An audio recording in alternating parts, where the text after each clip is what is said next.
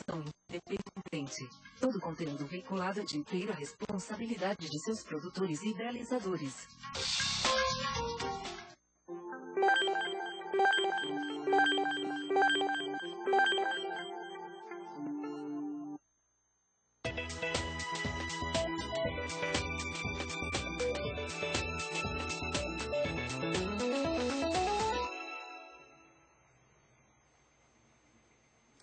Olá, boa tarde, como vão vocês? Tudo bem? Hoje eu é quem faço o programa, o Sérgio está viajando, não pode estar nem conosco.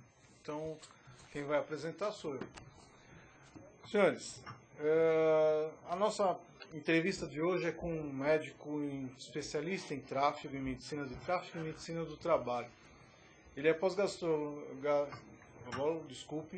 pós-graduado em gastroenterologia e MBA em gestão de transportes e passageiros. Foi o primeiro a montar um escritório médico à beira de uma estrada e para exatamente levar atendimento e segurança viária aos caminhoneiros. É autor de vários artigos sobre saúde e segurança veicular e temos a honra aqui de receber o Dr. Lambros Katsones, mais conhecido como Dr. Rodovia. Boa tarde a todos. Como vai? Prazer, doutor. Muito obrigado pela disponibilidade. Seja bem-vindo. Eu acredito que todos aqui vão usufruir da sua presença e muito. O senhor, conta pra gente como é que surgiu essa paixão pelo transporte rodoviário? Bem, desde a minha infância eu viajava muito no eixo São Paulo-Rio, pela aviação Cometa SA, e acabou tornando um hobby a história da empresa, a evolução dela, e principalmente também pelo seriado O Vigilante Rodoviário, que era personificado por um grande amigo, Carlos Miranda. Inclusive o senhor é fundador do fã-clube do Vigilante Rodoviário. Exato. Pouquinho depois da metade dos anos 90, nós fundamos o fã-clube do Vigilante Rodoviário e colaboramos na divulgação e resgate da memória. Que interessante. Quais as influências que o seriado Vigilante teve no senhor, então? Bem, o Vigilante ele acabou sendo assim, muito altruísta, era politicamente correto, era um bom moço naquela época e acabou norteando o meu perfil. O senhor, então, usufrui até hoje desses pontos positivos que o Vigilante veio trazendo, o senhor trouxe junto, veio na sua formação. Com certeza. Que legal. Você, Cássio, deve estar... Retirou alguma coisa dele também? Ou já que tinha o pai em casa, não... O Cássio está na nossa plateia, é o filho do Vigilante Rodoviário. Prazer, uma boa noite a todos. Na verdade, o Lambros ele é uma pessoa, antes de tudo, íntegra, correta e um profissional extremado. Então a gente sempre tira esse lado positivo dele de ser um ótimo profissional, principalmente. Ele pegou o exemplo do seu pai e melhorou, aperfeiçoou, transformou-se no Dr. Lambros, que agora presta um serviço gratuito, né? Foi. Hoje não existe mais esse trabalho. O trabalho foi feito na primeira metade dos anos 90, era na rodovia Presidente Dutra, logo depois da antiga Ponte dos Arcos, que ela foi demolida, ficava em Floriano, subdistrito de Barra Mansa. Poxa. Terminou por quê? Na realidade, a ideia foi um objetivo. Eu fui colunista de uma grande revista de transporte durante cerca de 10 anos e eu comecei a receber muita correspondência de caminhoneiros, carreteiros, alegando a dificuldade de terem acesso ao médico. Nesse período eu mudei do Rio de Janeiro para Resende e eu tinha um tempo disponível e esse contato com o pessoal, também por radiotransmissor no carro, eu tive a ideia de montar. Procurei um primeiro posto de maior movimento na Dutra. O pessoal tinha uma conotação política, não era meu objetivo. Procurei o segundo, eles cederam espaço, ficou muito bacana. Só que sem patrocínio e bancando tudo, depois de um ano a gente encerrou o trabalho. A gente tem umas imagens também que o Dr. Lambros cedeu para nós. Será que pode passar agora, produção? esse primeiro foi o primeiro consultório? Sim, esse daí era um banner que na época não existia concessão, era o DNR, e nós não podíamos colocar nenhuma outra chamada na rodovia. Então tinha apenas um banner na entrada do posto. Nossa. A próxima, por favor. Aí um detalhe. Aí eu fiquei conhecido como Dr. Rodovia. Hoje minha marca é registrada no NPI já há quase 20 anos. Você continua, se pedirem, você faria novamente? Continuaria a fazer isso? Hoje teria que ter uma retaguarda, uma infraestrutura mais elaborada. Porque aí eu tinha um consultório muito bem montado, eu tinha tudo, até para pequenos procedimentos Ali é o cirúrgicos. senhor atendendo. Eu atendendo, o colega que está ali era o meu melhor amigo, faleceu num acidente.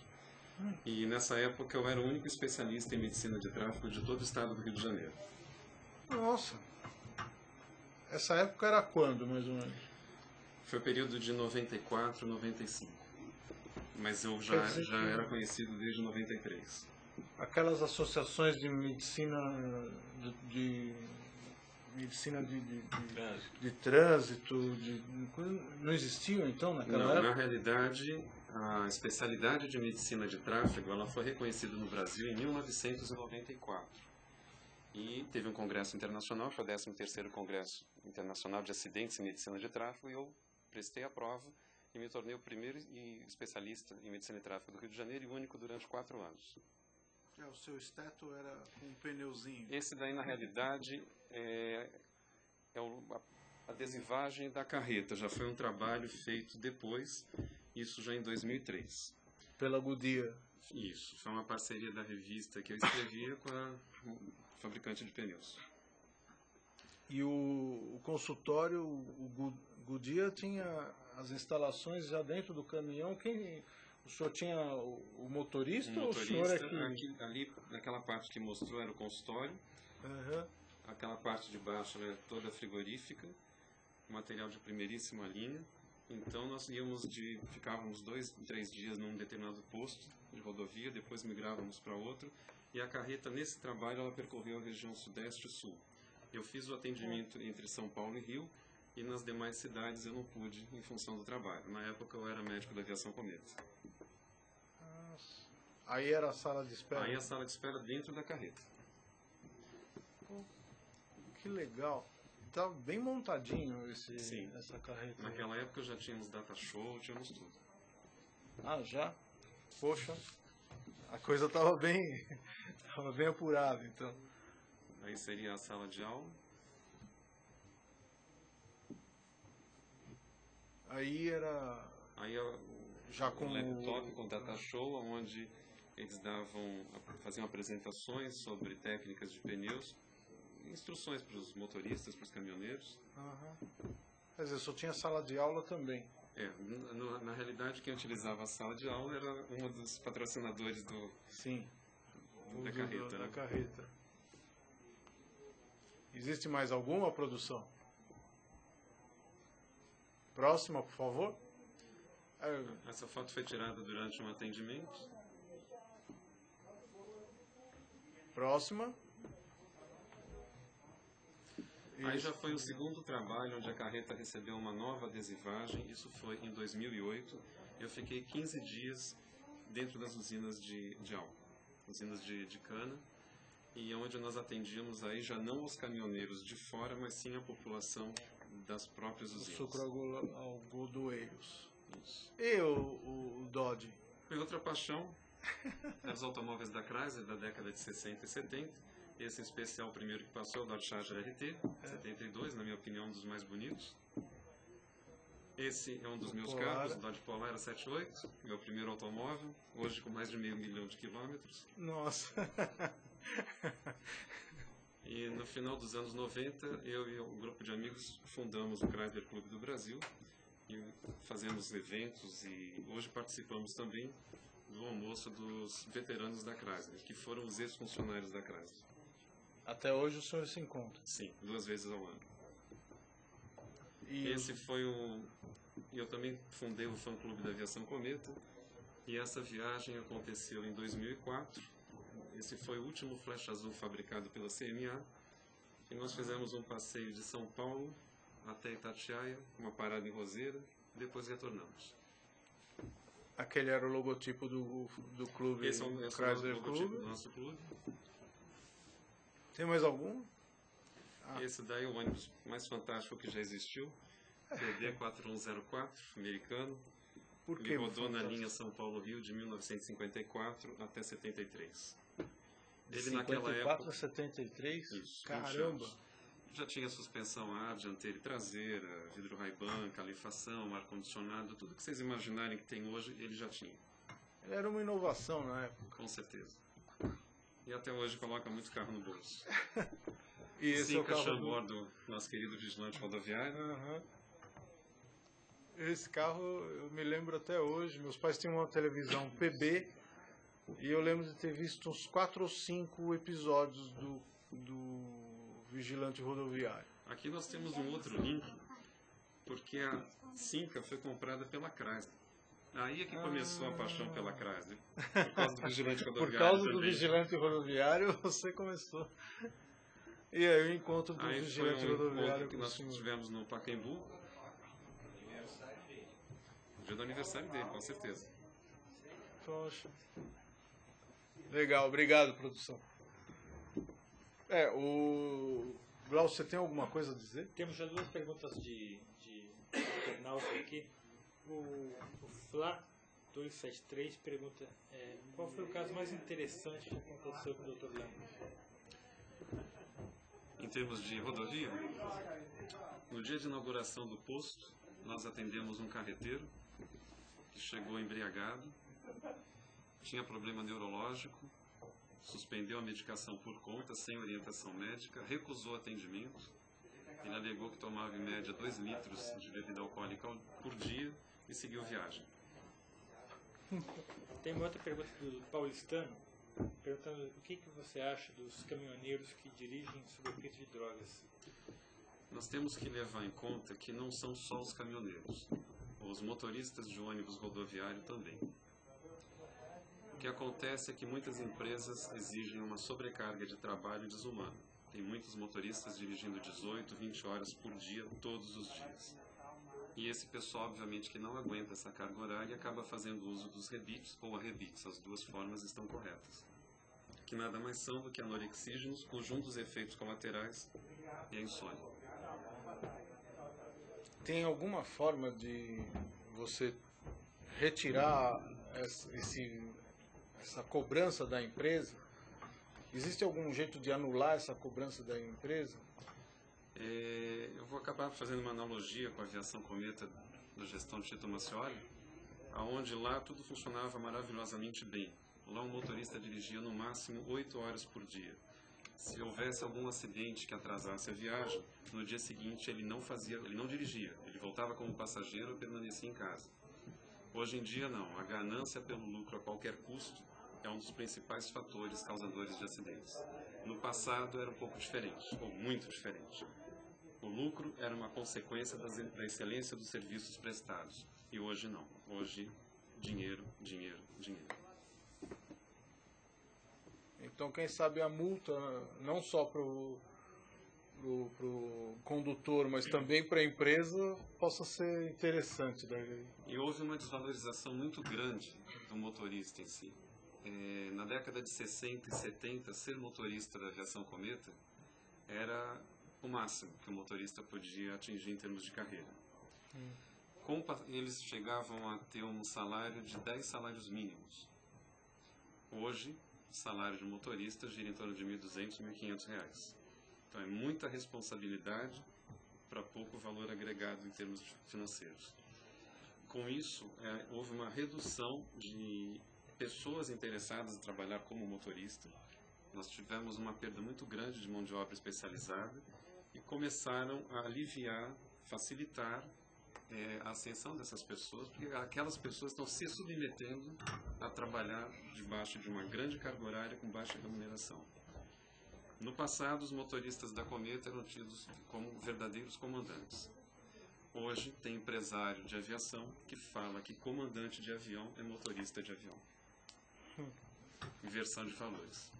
Totalmente. Começou a ficar em prol do bolso mais cheio, você então até minimiza a importância do condutor e acaba desvirtuando todas as condutas de trânsito e transporte.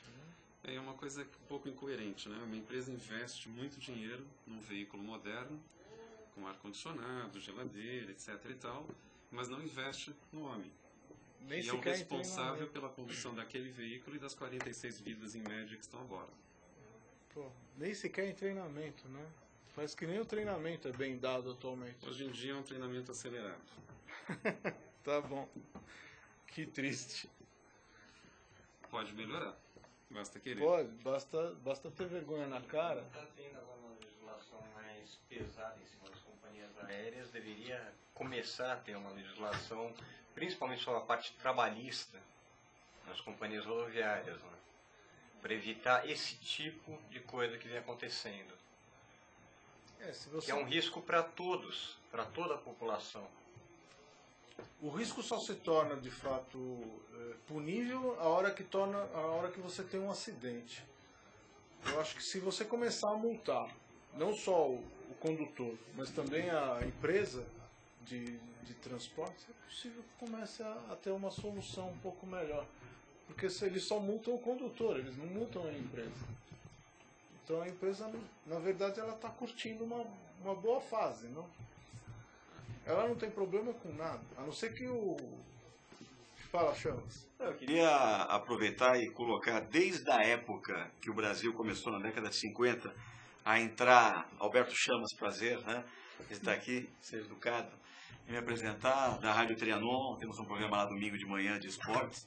E o que eu vejo desde a década de 50, quando o Brasil começou a trabalhar fortemente o desenvolvimento técnico da indústria automobilística, né? Muito pouco se pensou na prática no gigantismo que é o Brasil em desenvolver não só paralelo à indústria do transporte coletivo de carga e de seres humanos, mas se tenta fazer como vocês estão falando. O quê? Agredir a questão de ganhar dinheiro, uma busca incessante da grana, seja ela em multas, seja ela em tentar desenvolver com que todo mundo vá andar na rua, andar nas estradas e não pensando exatamente na qualidade de vida de quem vai e de quem chega. Eu queria saber do doutor se haveria uma possibilidade de a gente desenvolver uma campanha, como eu sei que morei fora do Brasil, uma época, e lá era muito engraçado, você pega um jovem que começa a tirar carta, né? Então o cidadão tirou carta. Pelo período de 1 ano, o automóvel que ele dirige tem um adesivo comunicando para a população que aquele rapaz, por 1 ano, aquele cidadão, ele tem que ser, vamos dizer assim, amaciado pelas pessoas.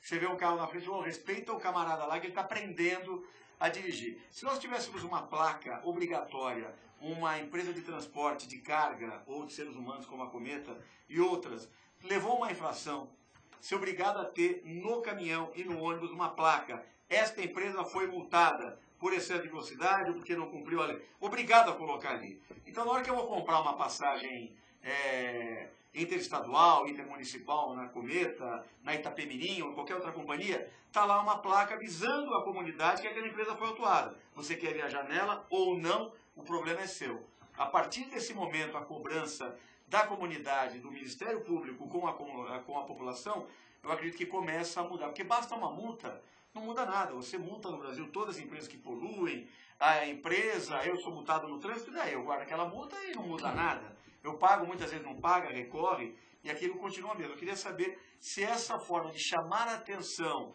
botar na internet e tal, divulgar os infratores, poderia ser uma forma de alterar o perfil do empresário em relação aos cuidados que devem ter na hora de se tratar com o bem maior que é a vida. Eu acredito que a divulgação na mídia seja muito positiva, mas não acredito que seja possível, como o senhor falou primeiro, de adesivar no carro. Seria uma propaganda negativa para a empresa, certamente ninguém faria. Mas aí é estrutura de lei, né? Então não faça isso. Né? Evite a... Agora a divulgação, talvez, da mídia fosse interessante. Eu vejo. E outra coisa que eu tenho uma ideia, já tentei fazer uma campanha, não pegou, porque o governo fala, beber faz mal, e faz mesmo, né? Então autua-se bares, é proibido menor, campanhas violentas na mídia, de uso menor do álcool, do consumo do álcool. Faz mal fumar. Não pode fumar em local fechado. Se eu acender um cigarro aqui, eu vou ser linchado. Num lugar público, algumas localidades é proibido. E aí eu pergunto para você que está nos acompanhando, e pergunto para o doutor, e pergunto para vocês. É proibido andar armado? É proibido. Não pode, vai preso. É proibido passar de 120 por hora numa estrada? É proibido. A pergunta que eu faço para a presidenta Dilma, para o ministro dos Transportes, para o Ministério Público: por que o Estado brasileiro permite e autoriza um veículo sair de fábrica com a velocidade a 200? Isso é proibido. Não é permitido por lei andar com um carro até 200. E o carro está na mão. Ah, mas o senhor não faça isso, por favor. É a mesma coisa você chegar na casa das pessoas, entregar uma arma para cada um e falar: olha, não usa porque mata. Tá? Não usa. Por que que o governo não entra forte proibindo com que os carros... Ah, mas vai mudar, desestabilizar. Problema da empresa, ela que se adequa a isso. Eu queria saber a sua opinião. Limitação de velocidade já existe em muitos veículos, só que essa limitação é acima do que é permitido por lei, até porque em cada rodovia há um limite máximo que pode variar. Algumas 90, outras 100, 110, 120. Seria o máximo 120? Sim, agora existe o termo de segurança também, onde o veículo precisa de repente de uma aceleração maior para fazer uma ultrapassagem. Mas não até 200? Não até 200, mas de repente teria que permitir acima do limite máximo para que ele mas tivesse botar uma agilidade. um freio nessa questão. A gente pega aí grandes acidentes, né? Eu mesmo, outro dia, quase bati meu carro na Imigrantes, na Anchieta, perdão, porque um caminhão atrás de mim queria passar, eu já estava no meu limite de velocidade, e eu fui obrigado a andar numa velocidade maior, porque ele ia me matar, o cara ia passar em cima de mim, né? Então, quer dizer, se ele tivesse um controle de velocidade e eu, o meu, nós iríamos respeitar a vida das pessoas. E eu vejo o que acontece, cadê a assistência? Talvez esse cidadão estivesse também com a cabeça a 1000 por hora, ou com medicação, para tentar manter aquela loucura que ele é cobrado para poder desenvolver a sua profissão, ou até embriagado, né? E cadê a assistência do Estado para aquele rapaz, né? E outro dia eu estava conversando, quando o nosso nos convidou para estarmos aqui, eu conversando com o pessoal e pega a carteira de habilitação de um, de outro, e eu encontrei 3 amigos meus que o documento de habilitação é categoria, porque é por letra, né? É B, C, D e tal. Eu não lembro a letrinha que é, mas 3 dos meus amigos tinham a carteira com, que nós até fomos depois ali perto de onde nós estávamos tomando um café, tinha uma autoescola, perguntar: não, você pode dirigir veículos de transporte de carga até tal nível? O cara nunca entrou num transporte, num veículo de transporte de carga, não sabe como abre a porta de um veículo, mas ele está habilitado àquilo. Quantas pessoas devem ter, estão nas estradas, sem ter a menor capacitação, operacionalizar um veículo daquele? A gente tem que começar a pensar grande, já que o Brasil quer estar no primeiro mundo, é a 6ª economia ocidental do mundo capitalista, e cadê? A gente come tudo, a gente compra tudo, a gente tem tudo do Nordeste do Brasil, levamos os nossos produtos, as nossas mercadorias, vender é fácil na internet, mas e para entregar? A gente tem que pensar nesse cidadão, temos que pensar no controle também para o Estado saber que aquele não é só a carga que vai chegar, mas aquela vida que é um pai de família, que é um brasileiro importante para o nosso desenvolvimento, para a nossa história, venha e vai com saúde, com tranquilidade. Esse problema acontecia muito no final dos anos 70, início dos anos 80, onde a própria autoescola falava: olha, já que o senhor vai tirar a habilitação, tira C, que pode dirigir caminhão, é profissional, não sei. Ai, que legal. Então a pessoa tirava a habilitação para operar um caminhão. Não tinha nenhum no Fusquinha, né? No Fusquinha. Hoje não. Hoje, se você vai tirar a habilitação C, você vai fazer a prova no caminhão. Se você vai tirar a habilitação D, você vai fazer a prova no micro-ônibus ou no ônibus. Olha, mas eu provo para o senhor se que for tem na lei, pessoas vai que fazer a não prova na fizeram cadeia. isso. O problema do brasileiro é o jeitinho. Eu conheço uma pessoa. O pessoal consegue burlar sempre. Inclusive o adesivo, complementando aquele assunto anterior, é muito comum nós vermos em shopping vagas para pessoas com deficiência, onde o garotão para, vagas para gestante, onde o outro garoto para. Problema cultural. De educação, né? Com certeza. E de exemplo também. Conscientização, infelizmente, não dá para resolver a curto prazo. Isso demanda médio e longo prazo. Com o advento do novo Com código... uma educação coerente para isso. Com o advento do novo Código de Trânsito Brasileiro, em 1998, lá já dizia que seria obrigatório o uso de educação no trânsito em todos os níveis escolares. Só que até hoje não foi baixada nenhuma portaria do MEC e por isso ainda não existe. Uma escola ou outra isoladamente, por opção própria, que atende a essa necessidade. Falta profissional também para educar em relação a Profissional isso, até né? tem, só que para a escola vai ter que pagar um professor a mais. Tem que pagar e é complicado. Agora eu queria perguntar uma coisa, a gente acompanha desde do nosso vigilante rodoviário, né, um sucesso no coração e na memória, na gaveta da memória de todo brasileiro, mas a gente percebe depois veio carga pesada e não veio mais nada, né, que traga a cultura das estradas, dos rincões do norte e do nordeste do Brasil e de coisas que acontecem dinamicamente em todo o território nacional e nas nossas divisas, que são graves até os problemas que passam esses profissionais. Na mídia não tem mais novelas, seriados. O que o senhor acredita que tenha ocorrido? Outro dia eu comprei um DVD do Carga Pesada. Episódios bacanas, gostosos de assistir. Né? Falta um pouco dessa cultura de voltar a ter esse sentimento, né, da integração do Brasil via cultura televisiva, cinematográfica, trazendo esse problema para a gente discutir. Né? No caso do vigilante rodoviário, os carros que eram utilizados eram 5 automóveis, 5 Chambord, mas não existia um patrocínio da montadora para o filme. Simplesmente eles cediam o carro e o filme acabava fazendo uma propaganda gratuita. Não tinha um marketing. Não existia um marketing. O pessoal fazia as coisas pelo coração, fazia pelo prazer. O Carga Pesada já foi diferente. A primeira série começou com um caminhão, uma carreta da Scania, depois passou por um caminhão Dodge, aí saiu do ar durante um bom período e quando retornou, já retornou com patrocínio da Volkswagen. O problema então é de patrocínio. Tem mais duas perguntas aqui do Fla 273. Uma pergunta é o seguinte: feriadão com chuva, qual a dica para pegar a estrada com segurança? E a outra pergunta que ele faz também, aproveitando o embalo: não pegar a estrada, quem causa mais acidentes? A chuva, o motorista imprudente ou a má conservação das estradas? Eu digo que em 99,99% dos casos, o problema é a falha humana. Por quê? Se estiver chovendo, a pista fica escorregadia. Isso é óbvio. A gente vai andar no limite que a rodovia permite ou nós vamos andar numa velocidade compatível com aquela situação daquele momento? Se na pista seca eu posso andar 100, como é que na molhada eu também vou andar 100? Tem que ter uma questão de bom senso. Todo mundo tem o Ayrton Senna dentro de si, né?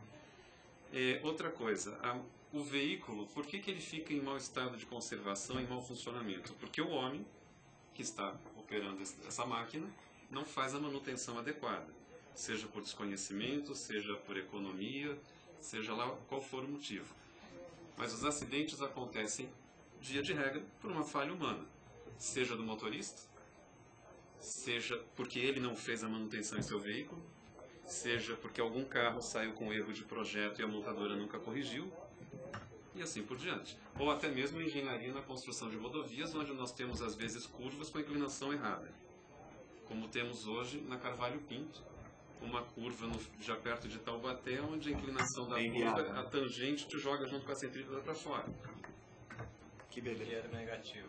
Nós temos várias curvas assim, até mesmo aqui dentro da cidade de São Paulo. Uma até foi corrigida, agora aquele túnel que passava por baixo da Rebouças e desemboca no Pacaembu, a curva te joga para fora. Você vai bater na parede do túnel.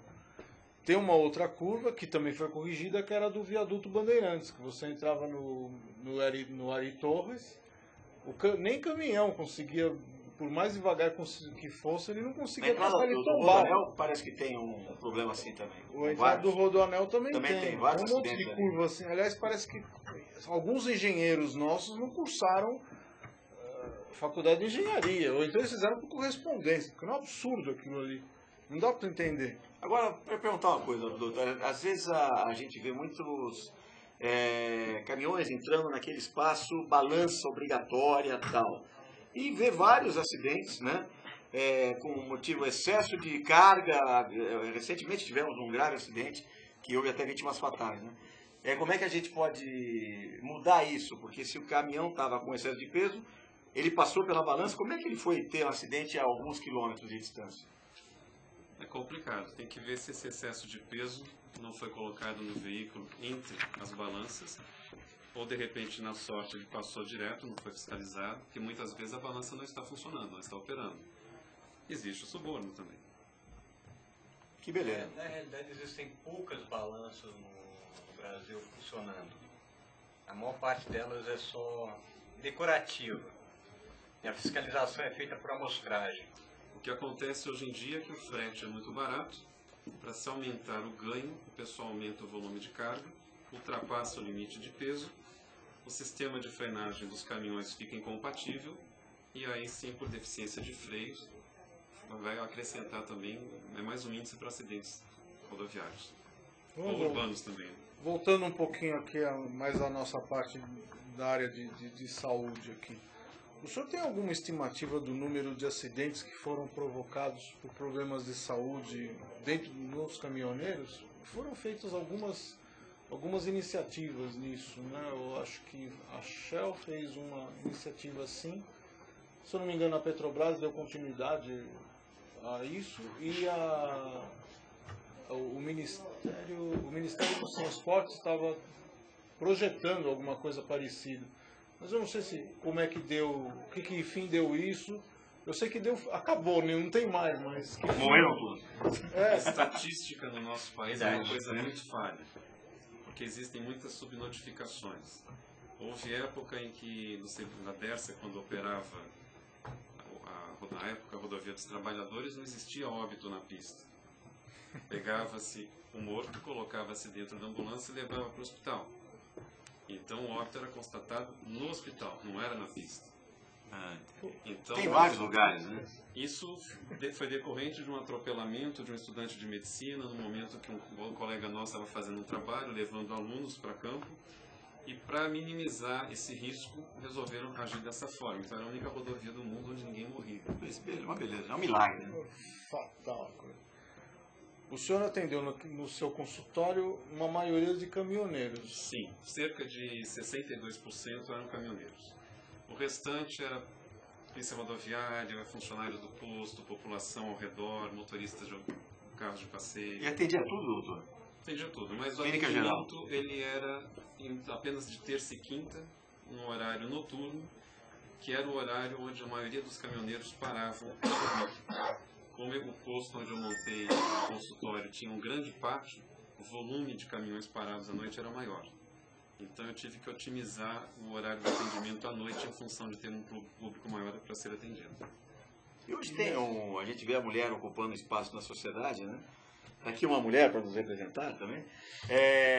Como é que fica a questão da mulher? Tem muita mulher dirigindo caminhão no Brasil hoje, não? Olha, na época que eu tinha o consultório na rodovia, eu tive apenas atendimento de uma mulher. Já no segundo trabalho, em 2003, nós não encontramos nenhuma, mas é sabido que existem muitas e dirigem muito bem. Elas são mais prudentes, né? Sim, elas têm até que conquistar, mostrar para os homens que elas também são tão boas quanto eles, porque no início existe uma certa segregação. Acontece muito no ônibus também. Nesses 18 anos que o senhor teve de trabalho nas estradas, quais eram os problemas mais frequentes? Bem, com os caminhoneiros, sem dúvida alguma, o uso de arrebites por causa da sobrecarga de trabalho. Alcoolismo e de doenças propriamente ditas, a hipertensão arterial, disparado. Colesterol alto?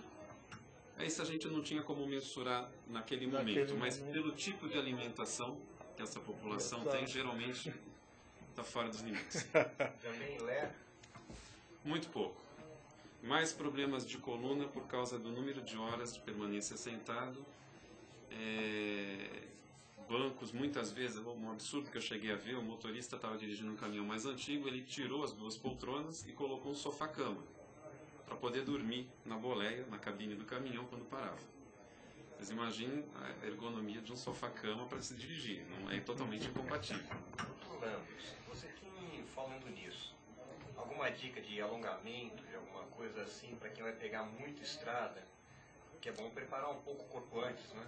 O ideal é que a cada 2 horas e 15 de direção veicular se faça uma pausa. porque o nível de atenção a partir daí vai reduzir, vai cair. Nesse momento é a hora de ir no banheiro, lavar o rosto, fazer um alongamento, tomar um cafezinho. E outra vez, a gente também teve problemas nesse sentido, de que muitas empresas queriam operar linhas direto sem parada. As famosas non-stop. Agora vocês imaginem um motorista que chega numa rodoviária, saiu da garagem, chegou na rodoviária, fez o embarque, sai com o ônibus, vai, por exemplo, de São Paulo ao Rio, direto, para fazer o desembarque e chegar na garagem final.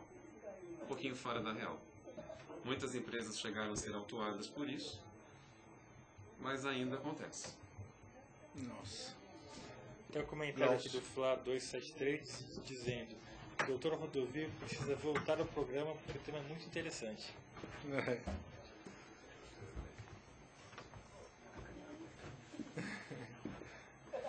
Nós temos uma foto aqui do vigilante rodoviário e o filho numa exposição de 60 anos da televisão. Não sei, eu acho que os senhores conseguem ver, eu acho que não, porque bate aí do brilho. É uma foto do Cássio junto com o pai. É muito legal. Eu vou pôr isso no site para vocês verificarem. É muito bacana. O senhor também, além de médico do tráfego, dá aula de medicina do tráfego e ainda psicologia do trânsito. Então conta pra gente aqui, como é que é? Que psicologia você usa para não ficar xarope dentro do trânsito? Tudo Ainda mais em São depende Paulo. de um bom planejamento. O ideal é fugir dos horários de pico. Tipo, se você vai para um trabalho, aquele horário que o trânsito está parado, sai um pouquinho mais cedo para ir mais tranquilo. Vá por vias alternativas. E, tipo, vá preparado para não se estressar no trânsito. No caso de feriados, como o colega tinha questionado anteriormente, eu particularmente não viajo em feriadão.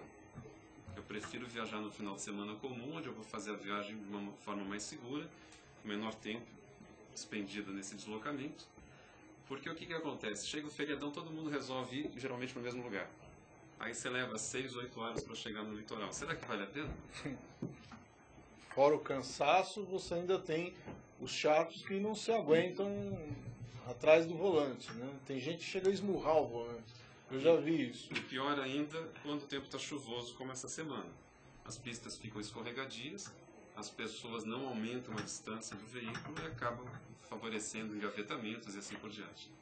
Se os senhores lembram, Imigrantes, há pouco tempo atrás, teve aquele acidente de 50, né? Não só da neblina, mas também por causa da imprudência. As pessoas não guardavam a distância regulamentar entre os automóveis. Daí o acidente foi uma brincadeira. E outra coisa que é muito comum, as pessoas não sabem o que é farol de neblina e farol de milha. Eles largam. A maioria das pessoas utilizam farol de neblina como se fosse um farol de milha. O farol de milha, ele ilumina para frente, é um longo alcance. O farol de neblina, o facho luminoso é aberto, ele ilumina as laterais, para que a pessoa possa se guiar pela sinalização horizontal, pela guia. O que acontece se você usar o farol de neblina numa situação sem neblina? Você vai ofuscar todo mundo, você vai iluminar quem está lá dentro da casa, lá afastado, e vai iluminar os carros no sentido contrário. Mas é bacana, né? Vida, né? Isso. As pessoas não leem o manual do carro. Não lê nada. É mesmo. Senhores internautas, quantos de vocês leram o manual de instrução do seu automóvel? Quem leu Vocês aqui? conseguem ler? Quem leu aqui? Alguns de vocês, li, senhores, né? Com exceção do Dr. Lando, Você leu? eu já li o meu. Leu? Ah, leu nada. Eu já li. Eu não tenho carro. Então. Ele não tem Então carro. me conta que né? você leu lá. Que eu... Olha, deu um calhamaço desse tamanho Que nem aqui do Ricardo, raio do né? Fit, eu tive que ler, porque É minha mesmo? mãe não entregou o carro enquanto eu não lia. E- Posso fazer uma pergunta, doutor?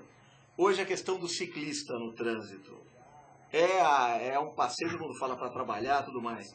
Como fazer essa convivência, já que o camarada que está com aquela arma na mão é super estressado e a nova lei ainda tem que manter uma distância do ciclista, que também, vamos falar a verdade aqui, outro dia eu vi um rapaz indo numa pista contramão, sem capacete de bike, né? Queria eu, na hora, pegar o celular, para eu acabar sendo multado e bater nele, né? Porque eu queria filmar o cidadão.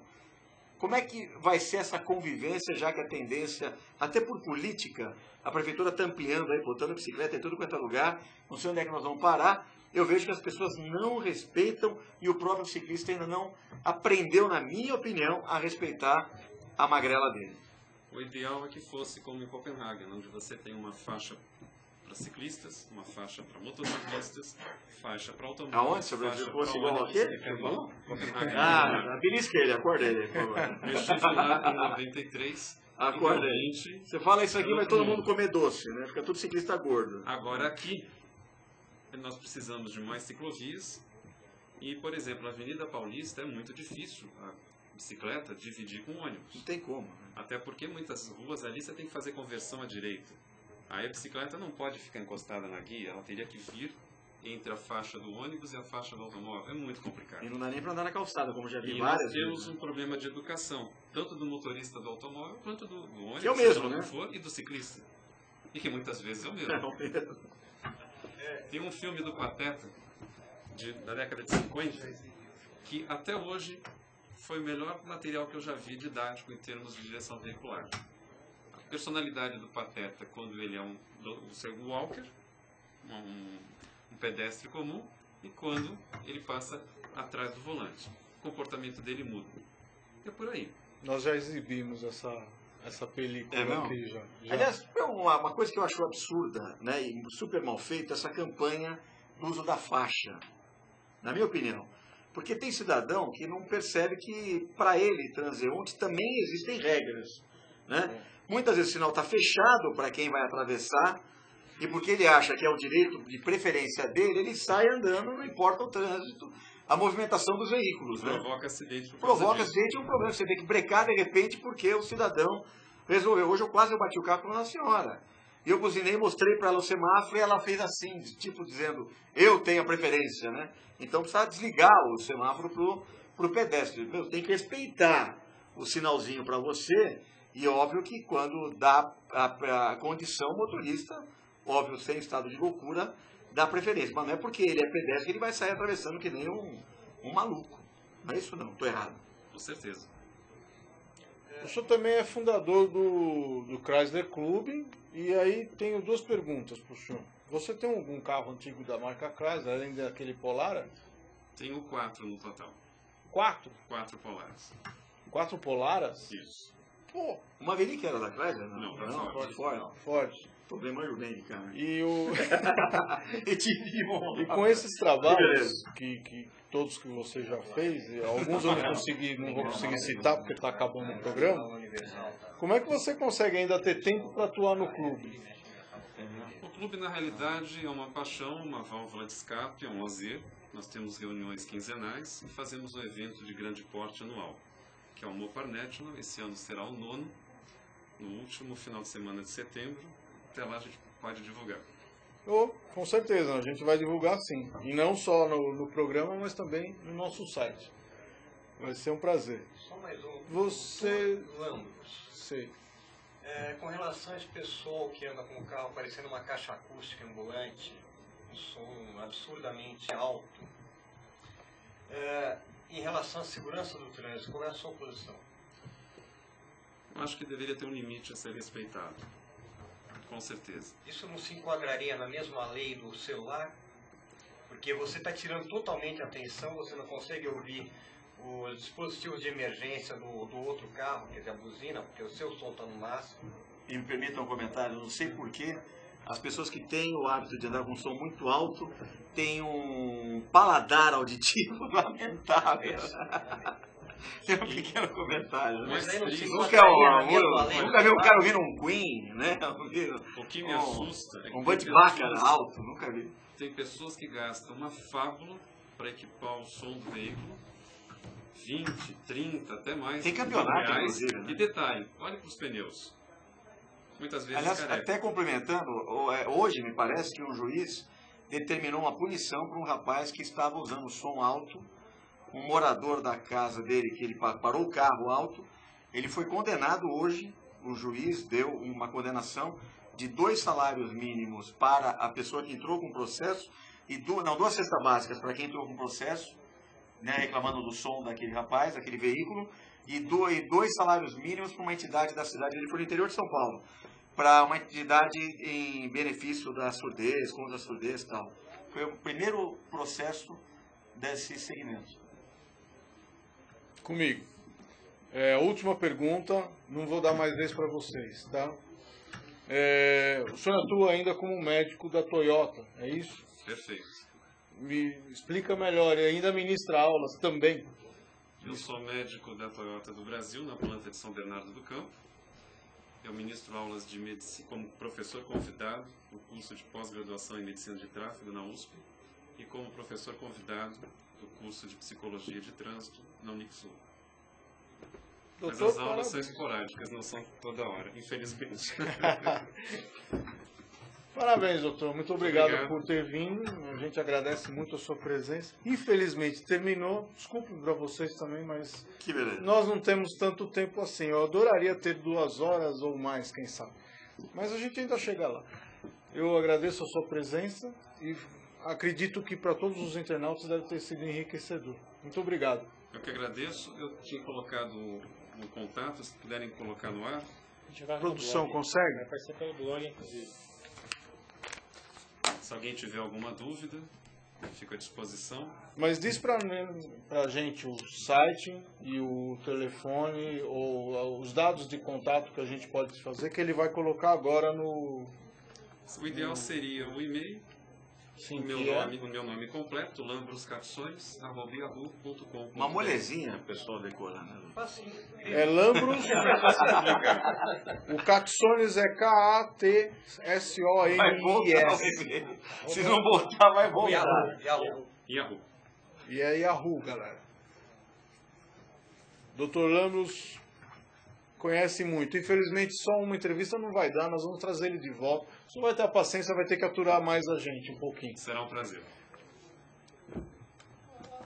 Deu aí, Glaucio?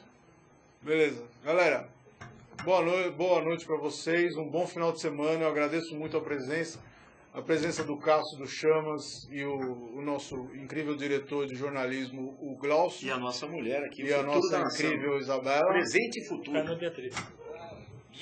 Ana Beatriz. Ana, Eu só voto a nela. Ana Beatriz, desculpa, foi um lapso. Tenham aí uma boa noite, um bom final de semana. Tchau, gente. Votar em você.